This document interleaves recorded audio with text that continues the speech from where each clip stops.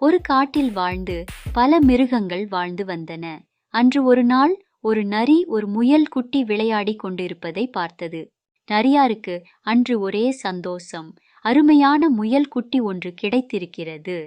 இப்பொழுது பசி இல்லை என்றாலும் கிடைத்த இரையை விடவும் மனமில்லை. அதுவும் முயல் குட்டியாக வந்து மாட்டிக்கொண்டது. சரி, இதை இரவு சாப்பிட்டுக் கொள்ளலாம். என்ன நண்பா, ஏன் இப்படி அழுது கொண்டிருக்கிறாய்? என் பிள்ளையைக் காணவில்லை. இங்குதான் விளையாண்டு கொண்டிருந்தான். நான் இரை தேடப் போய் வருவதற்குள் இவனைக் காணவில்லை. எல்லா இடங்களிலும் தேடிவிட்டேன். உன் பையன் எங்கு விளையாண்டு கொண்டிருந்ததாக சொன்னாய்? அதோ அந்த மரத்துக்கு பக்கத்தில் தான் விளையாண்டு கொண்டிருந்தான். எங்கும் செல்லக்கூடாது என்று சொல்லியிருந்தேன். அப்படியிருந்து எங்கோ சென்று. அழுகாதே, சற்று போரு, என் நண்பர்களை கேட்டு பார்க்கிறேன். எப்படியும் என் நண்பர்கள் அந்த மரத்தின் மேல் இருந்திருப்பார்கள். அவர்கள் பார்த்திருப்பர். நண்பர்களே, இங்கு முயல் குட்டி ஏதாவது பார்த்தீர்களா? இங்கு ஒரு முயல் குட்டி விளையாண்டு கொண்டிருந்ததை நாங்கள் பார்த்தோம். சற்று தள்ளி ஒரு நரியார் தூங்கிக் கொண்டிருந்தார். அதையும் பார்த்தோம். முயல் குட்டி அங்கும் இங்கும் ஓடிக்கொண்டு இருந்ததால் ஒரு வேளை நரியாரிடம் மாட்டியிருக்கலாம். ஓ ஐயோ, என் குழந்தையை இழந்து விட்டேனே. பொறு, அவசரப்படாதே. முதலில் நரி எங்கு போயிருக்கும் என்று தேடி பார்க்கலாம்.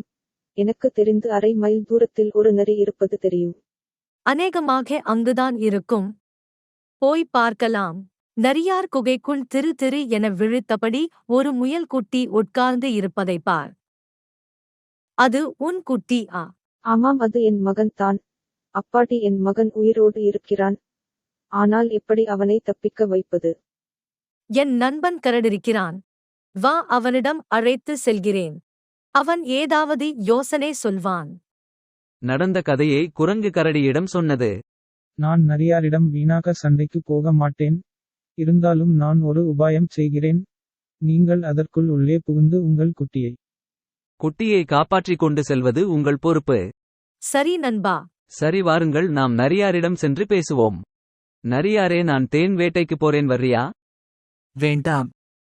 இப்ப பசி இல்லை. இராத்திரி பசிச்சா முயல் குட்டியை புடிச்சு வச்சிருக்கேன். அது போதும். அது சரி. முயல் குட்டி ஒரு வேளைக்கு போதும்னா அதை காலையில சாப்பிட்டுக்கோ. இப்ப தேனுக்கு போனமுன்னா அதை 2-3 நாளைக்கு வச்சுக்கலாம். என்ன சொல்றே? அதானே. தேனை கொண்டு வந்து வச்சுட்டா மெதுவா கூட சாப்பிட்டுக்கலாம். இல்லை, 2 நாளைக்கு கூட வச்சு சாப்பிடலாம். சரி, போகலாம். கரடியாரே. அவைகள் இரண்டும் சற்று தூரம் சென்றதும் முயலும் குரங்கும் சட்டென உள்ளே நுழைந்து முயல் குட்டியை விடுவித்துக் கொண்டு அந்த இடத்தை விட்டு பறந்தன. கரடியாரிடம் சென்ற நரி கை நிறைய தேனடைகளை கவ்விக்கொண்டு மகிழ்ச்சியாய் உள்ளே நுழைந்தது. உள்ளே முயல் குட்டியை காணாமல் திகைத்து நின்றது. இருந்தாலும் நன்றாக தேனை குடித்து வந்த மயக்கத்தில் இருந்ததாலும் வாய் நிறைய தேனடைகள் இருந்ததாலும் 2 நாட்களுக்கு கவலை இல்லாமல் இருந்தது.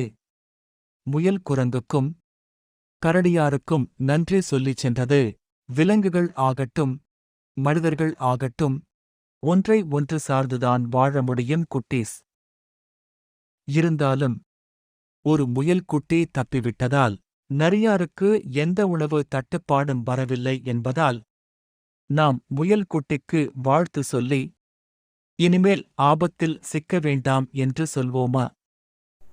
Don't forget to like, subscribe and share with your friends.